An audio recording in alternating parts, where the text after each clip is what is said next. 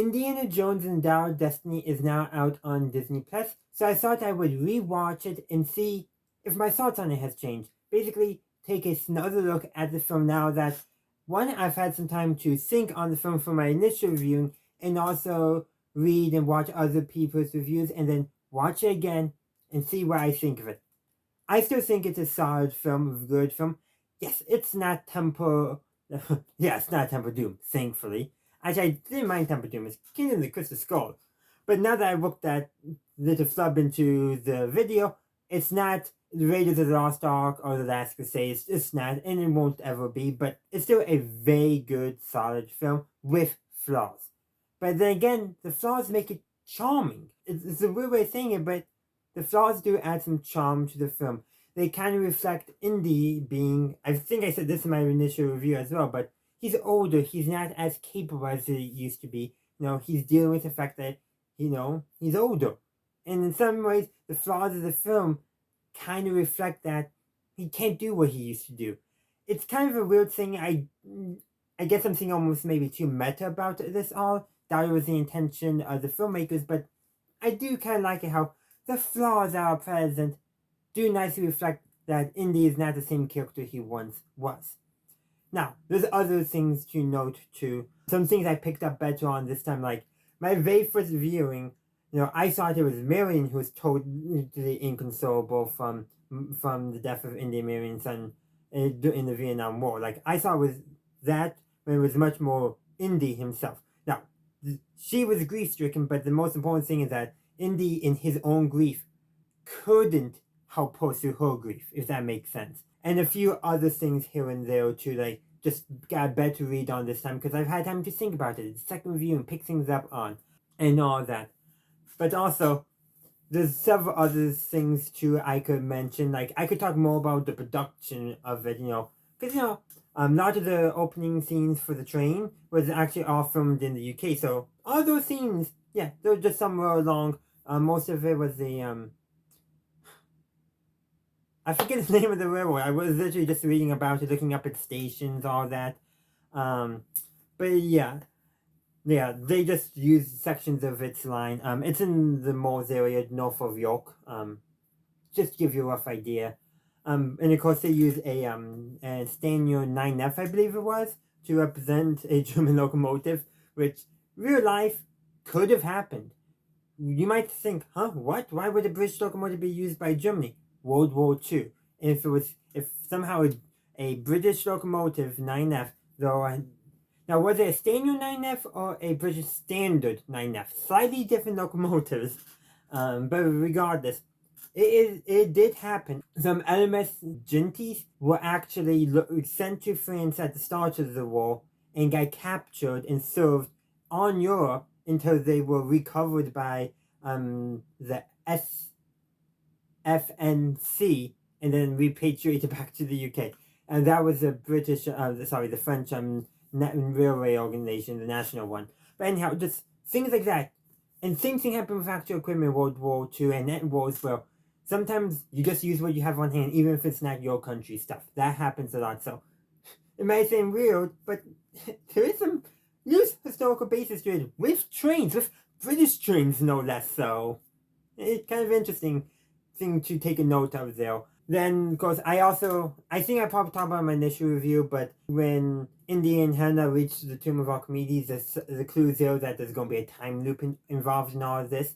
Now, I did like that as well. I probably mentioned in my initial review, but again, the thing that there's a time loop going on, it's a, predestination for lack of a better term. But another way of looking at it is all the events are influencing each other, and our characters still made those choices. And those choices led to Archimedes making his choices. Which, it's a circular thing of choice, but it's not quite like some other situations where you know what's going to happen and you just go along with it, I guess. I don't know. But it did work in being circular, but also showing each character having their own choice because of how they did, because there wasn't too much affecting it. It was more, the good guys basically still maintained all their agency in terms of choices made because of the timeline and the circular thing going on, but the bad guys didn't. Something else to take a note of as well.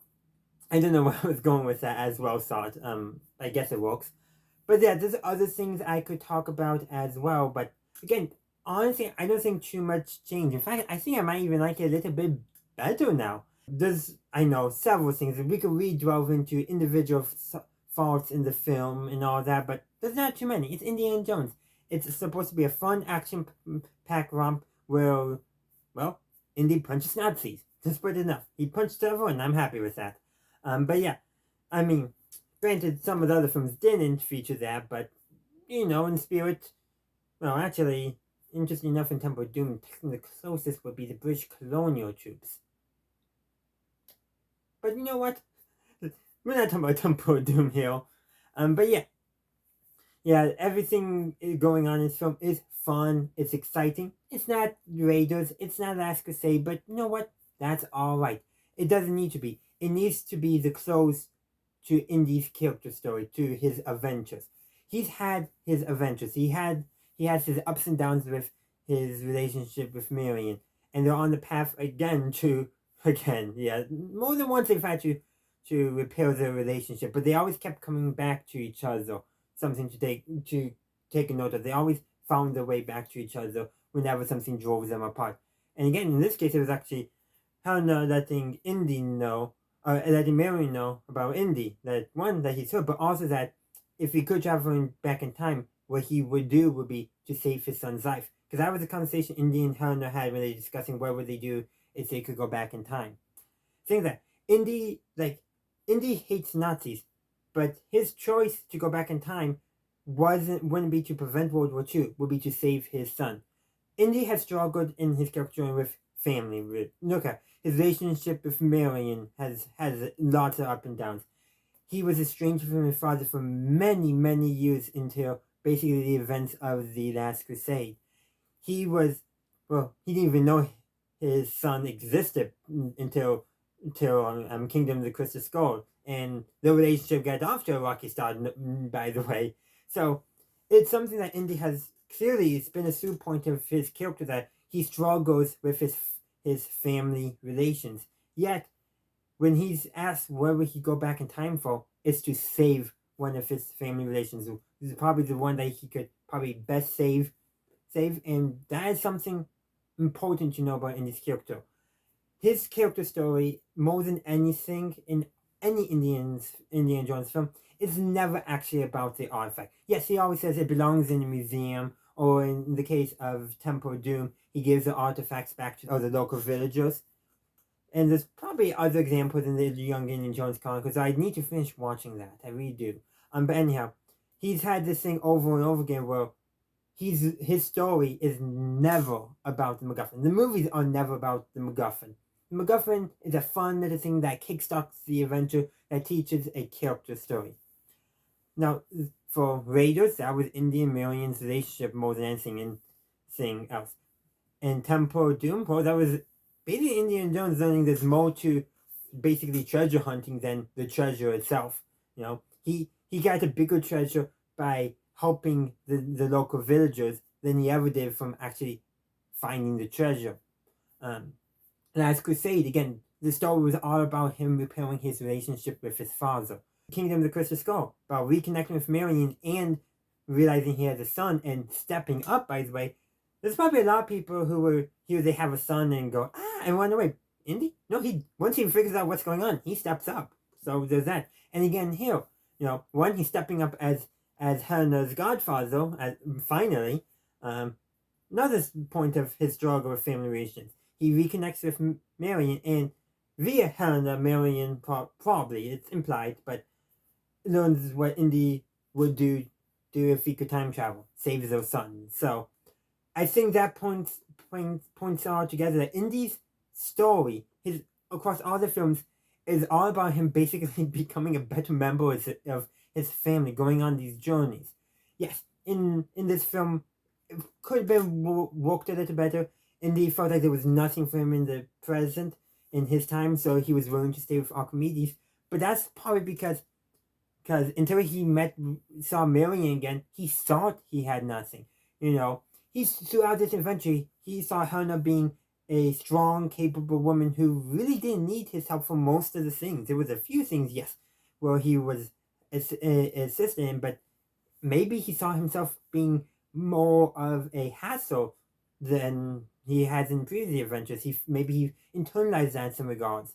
So Helena saying, pleading with him to come back to the present and not stay in the past.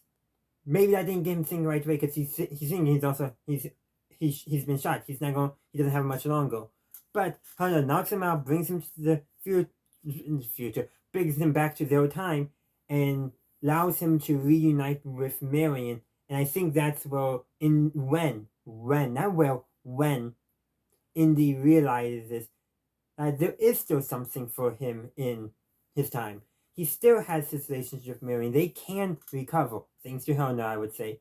But more than that, there's also people like Salah and Salah's family. They probably all care about Indy, but Indy, in his grief of his son's passing in the death in the Vietnam War, probably destroyed him more than he admits. And probably seeing Marion again is what really makes him realize he still has responsibilities. He still has a life that he can be happy, proud of. Yes, their son may have died in the Vietnam War, but he has other family to care for, to love, and who also care enough for him as well. And that's Marion, of course, but also Helena, his goddaughter. So, and then the extended family, that's not necessarily family by genetics or anything, but people he loves hanging out with. Salah, for one. But you know what? We could probably talk for another 12 minutes or so about this. But I think now we need to take the conversation to the comment section. What are your thoughts on Indiana Jones' Dial of Destiny? Have you watched it more than once? Did a second viewing change your view on it? Did my thoughts on it and talk on this all with, especially Indy's relationship and character throughout all the films, get you to think differently about this? I would love to hear from you. The comment section is down below. So again, I would like to just say thank you for watching, and be sure to like, upvote, and subscribe as well if you haven't done so already. And have a good day, a good night, and wherever you are, have a good one. Bye! Thank you for watching this video. I do hope you enjoyed it. If you did, please be sure to give this video a like, as well as subscribe to my channel and ring that bell to stay up to date on my latest content. Also, be sure to check out the link tree in the description, as well as any other links I have down there.